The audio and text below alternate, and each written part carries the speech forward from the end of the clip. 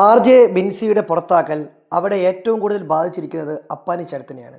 കാര്യം ഇവർക്കിടയിൽ ഒരു കോംബോ ഉണ്ടായിരുന്നു.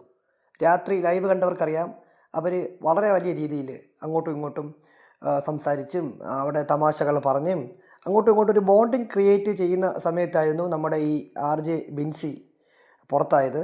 എന്തായാലും അവിടെ ആർ ജെ ബിൻസിയെക്കാളും പൊട്ടൻഷ്യൽ കുറവുള്ള, അതല്ലെങ്കിൽ കണ്ടൻറ്റ് കുറവായിട്ട് കൊടുക്കുന്ന ഒരുപാട് പേരുണ്ടായിരുന്നു പുറത്ത് പോകാൻ.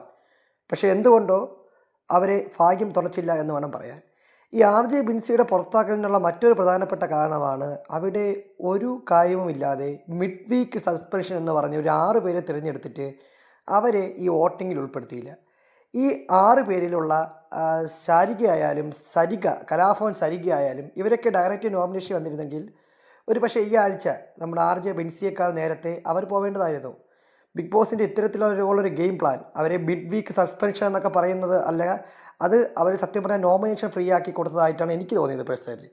അല്ലെങ്കിൽ ആർ ജെ ബിൻസിയെക്കാളും ഡിസേർവിങ് അല്ലാത്ത ഒരുപാട് പേര് ആ വീട്ടിലുണ്ടായിരുന്നു. പക്ഷെ അതാരും ശ്രദ്ധിക്കാതെ അത്യാവശ്യം കണ്ടൻറ്റ് കൊടുക്കാൻ പൊട്ടൻഷ്യലുള്ള ആർ ജെ ബിൻസിയെ പറഞ്ഞയച്ചത് ഒരു പക്ഷേ ബിഗ് ബോസിൻ്റെ ഒരു ഗെയിം ചേഞ്ചിൽ വന്ന ഒരു മാറ്റമാണ്. അല്ലെങ്കിൽ തന്നെ രണ്ടാമത്തെ ആഴ്ച തന്നെ മിഡ് വീക്ക് സസ്പെൻഷൻ എന്ന് പറഞ്ഞ് 6 പേരെ സെലക്ട് ചെയ്യുക, അവരെ നോമിനേഷൻ ഫ്രീ ആക്കുക, 2 ദിവസം അവരെ മാറ്റി താമസിപ്പിക്കുക, പിന്നെ തിരിച്ചു കൊണ്ടുവരിക. ഇതൊക്കെ ഒരു പക്ഷേ ബിൻസിയെക്കാളും പൊട്ടൻഷ്യൽ കുറഞ്ഞ കളിക്കാരെ വീണ്ടും അവിടെ നിർത്താൻ സഹായിച്ചേക്കും എന്നല്ല, സഹായിച്ചു എന്ന് തന്നെയാണ് എനിക്ക് മനസ്സിലായത്. എന്തായാലും ആർ ജെ ബിൻസി പുറത്തായതിനെ പറ്റി എന്താണ് നിങ്ങളുടെ അഭിപ്രായം? ബിഗ് ബോസുമായി ബന്ധപ്പെട്ട ലേറ്റസ്റ്റ് വിവരങ്ങൾ ലഭിക്കാൻ ഈ ചാനൽ സബ്സ്ക്രൈബ് ചെയ്യുന്ന കാര്യം പരിഗണിക്കുക.